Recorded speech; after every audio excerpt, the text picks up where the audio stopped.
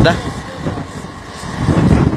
Assalamualaikum warahmatullahi wabarakatuh, sahabat kemanusiaan dimanapun berada. Pada siang hari ini saya berada di Pantai Talise, yang ketika kita memandang bangunan-bangunan di sekitar bibir pantai ini semuanya alhamdulillah rata dengan tanah, dan Allah masih mengizinkan sebuah masjid apa namanya nih? Masjid terapung di tempat ini, yang bahkan sudah posisinya di dalam laut tapi masih utuh sampai sekarang. Dan saat-saat kejadian itu ada sahabat kita yang merupakan pengurus masjid ini juga, dan beliau adalah seorang muazin, dan beliau juga menyaksikan betapa dahsyatnya kejadian yang tertimpa pada saat gempa bumi dan tsunami yang menimpa kota ini. Saya mau minta keterangannya bagaimana saat terjadinya gempa bumi dan waktu itu seperti yang kita ceritakan tadi. Ya. Jadi pada saat itu sudah masuk jam 6, saya ingin mau mengumandangkan azan di masjid ini. Jadi pada saat itu terjadi goncangan yang sangat dahsyat. Kemudian air laut naik. Jadi ketika air laut naik itu posisi jamaah sekitar belum sampai 10 orang. Belum sampai. Iya, saya tidak tahu waktu saya di samping masjid ini, karena ini kan tempat bisa dikatakan wisata religi.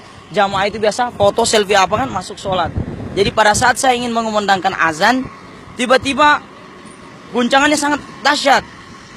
Pada saat guncangan sangat dahsyat, masjid itu dipukul sama air laut, rubuh, jatuh ke bawah. Jatuh ke bawah, itu posisinya seperti itu. Air laut masuk di tengahnya. Jadi jamaah semua panik, lari. Ketika pada saat itu Pak Imam Masjid Terapung ini, dia sempat lari bawa anaknya. Beliau sampai di sini, dia selamat. Rubuhlah jembatan. Jadi pada saat itu berapa orang jamaah yang ingin melarikan diri, menyelamatkan diri, mereka tidak bisa menyelamatkan diri, mereka jatuh di bawah air laut saking derasnya. Ketika pada saat itu tinggal saya seorang diri di masjid, posisi saya sebelah situ. Jadi pada saat itu saya lihat lagi gelombangnya, gelombang air laut itu sangat besar.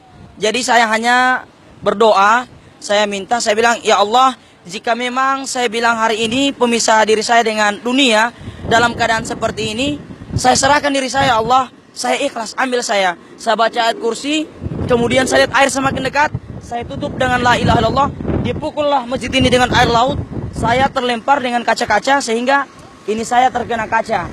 Ya, lumayan sangat dalam ini kemarin, Pak. Di dalam air laut saya terus digulung sama ini, semua besi-besi dengan beton-beton masjid. Tapi saya tidak pingsan.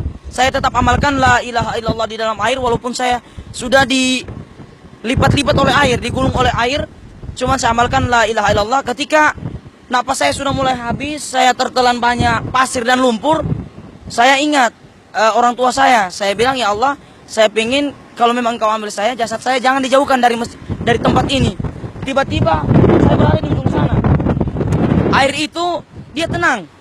Di bagian sini dia berputar, tetap berputar, mengambil semua beton-beton ini, dia tidak mau ambil saya. Jadi di situ saya muncul dari dalam air, kedalaman sampai leher. Posisi nggak ada semua orang sudah pada lari, sudah mau gelap memang. Saya lari dari dalam air. Posisi saya enggak pakai sarung lagi ya. Cuman nggak tahu bagaimana tiba-tiba di jendela itu ada satu baju. Saya heran juga, itu baju seperti dikasih begitu.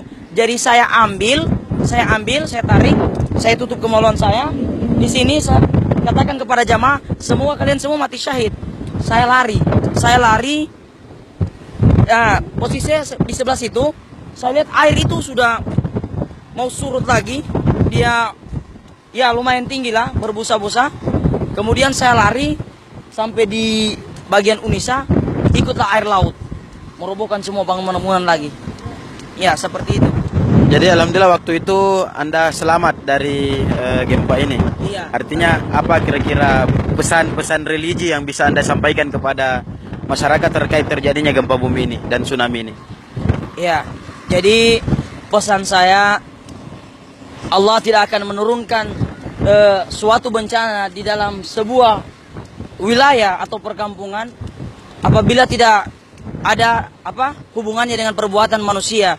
Jadi pesan saya, marilah kita semua mengintrospeksi diri masing-masing. Kita yang Allah berikan keselamatan, jangan kita sia-siakan lagi. Kita harus memperbaiki diri kita lebih baik lagi dari hari-hari yang kemarin. Kita bersyukur karena semua saudara-saudara kita sudah diambil oleh air laut yang ditelan bumi atau yang apa. Jadi kita hanya bisa mengirimkan doa kepada saudara-saudara kita, semoga mereka dalam keadaan mati syahid. Dan kita yang ada sekarang semoga lebih memperbaiki diri lagi, memperdekat diri kita kepada Allah dengan beribadah, bersedekah dan lain sebagainya. Ya, apa namanya? Ya, nama saya Muhammad Rahman. Muhammad Rahman.